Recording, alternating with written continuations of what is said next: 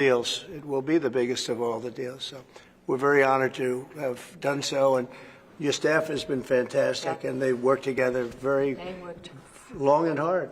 They worked hard and long, and many thanks to the teams on both sides.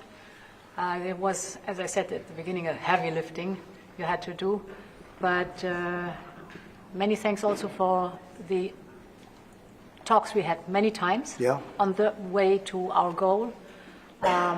And now we made it, and that's good. That's really good.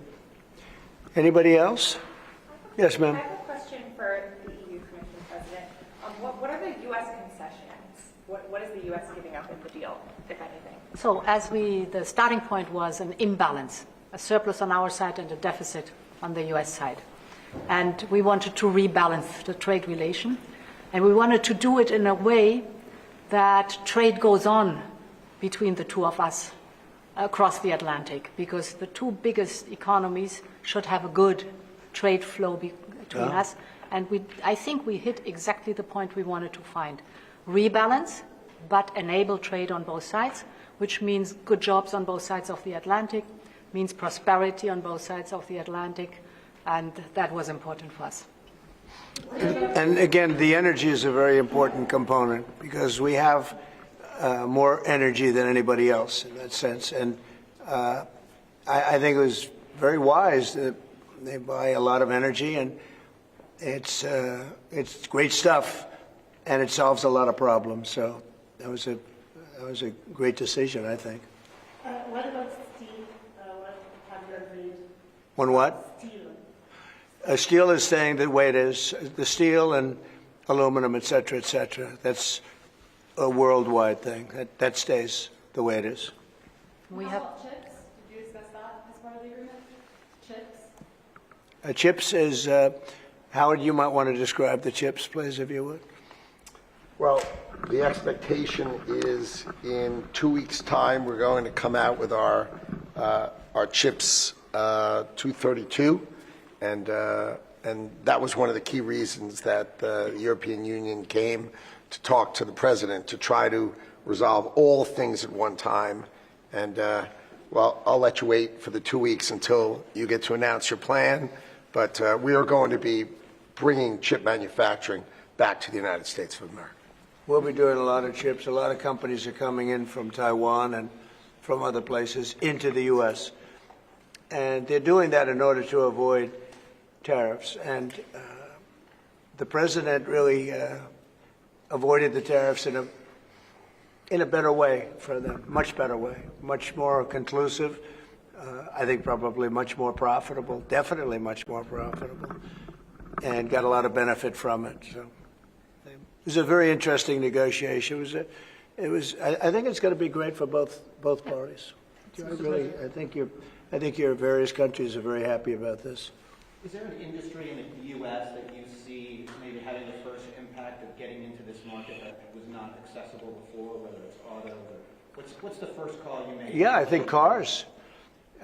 Cars basically were not invited. Were not. I don't know if the word is not allowed or just you just kept them out somehow, right? But cars will be. We have some cars that do terrific business, and we do really well with the pickup trucks, with the SUVs. We have some great things, and I think the people of Europe will have some diversification. I think that'll make them happy. So I think maybe cars would be the one that would go the biggest, and the second would be agriculture, the farmers. And we'll do it in very strict conjunction with the president and the European Union. And they're coming into our country with great vigor. And I think they're going to make a lot of money with this. I think everybody is. And again, it's going to bring a lot of unity and friendship. It's going to work out really well. Okay? What's the next deal you're focused on now? Say it. What's the next deal you're focused on now? That's an interesting question. This was the big one. This is the biggest of them all. We're looking at deals with 3 or 4 other countries. But for the most part, You know, I can't get them to understand that it's the letter. We just sent that letter, and that letter is, you know, very universal for most. I mean, you wouldn't be able to do this. You wouldn't have the time or the patience to be able to do a deal like this. Most of the others are going to be a certain tariff, and we're going to keep it as low as we can. They're generally smaller countries or countries we don't do much business with. But that they've already received, to a large extent, they've received a letter. They'll probably receive a letter of clarification or a confirmation type letter, which will go out sometime during this week, prior to August 1st. And the tariffs will start being paid by those countries prior to August, on August 1st and beyond. Okay? Mr. President, was part of the rush to get this deal done to knock the Jeffrey Epstein story out? Oh, you got to be kidding with that. No, had nothing to do with it. Only you would think that. That had nothing to do with it. Which is good for European business and American business. Businesses in this country, particularly small businesses, are closing at a record rate. And you're seeing the Prime Minister tomorrow, Keir Starmer. What does he need to do to help British business in this country? I think everybody's going to be happy with this. The Prime Minister of the UK, while he's not involved in this, will be very happy because, there's a certain unity that's been brought there too. We have a separate deal with them, but I think he's going to be very happy to know. Look, he's friendly with all of you.